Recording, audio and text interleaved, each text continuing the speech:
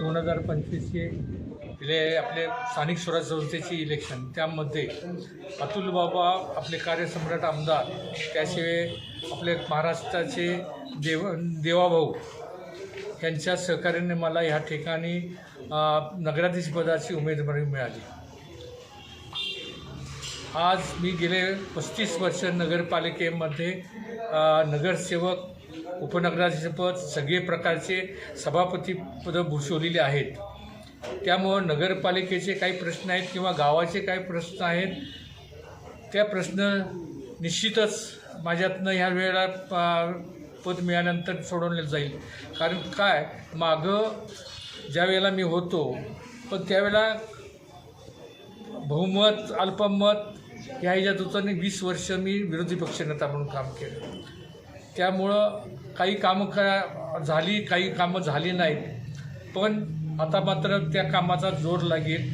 आज कराड शहराला फार निधीची पण गरज आहे, निधी येतो आहे, पण सगळ्यात महत्त्वाचं म्हणजे आपल्या कराड शहरामध्ये पार्किंगची व्यवस्था, आणि त्यामुळं कराड शहरातला व्यापार सगळा बाहेर गेलेला आहे.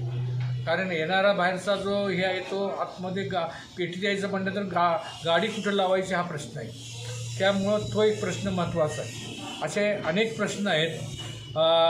पार्किंगच्या बरोबर आपल्या पृथ्वीसंग बागेचा पार्किंगचा प्रश्न आहे, आपल्या पाणी पुरवठ्याचा प्रश्न आहे, रस्त्यांचे प्रश्न आहेत, सगळ्याचेच जे काही समस्या आहेत त्या समस्या, आणि त्याशिवाय गावाचा विकास होण्यासाठी म्हणून आपल्याला इंडस्ट्रीची गरज आहे.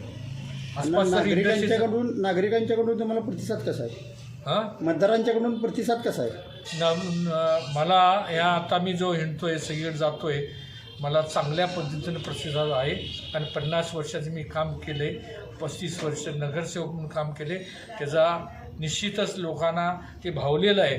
त्यामुळं ह्या वेळेला लोकांचा मला अगदी मनापासून, म्हणजे त्या मतदारांच्या मनातला उमेदवार अशा पद्धतीने मला सहकार्य करतायत.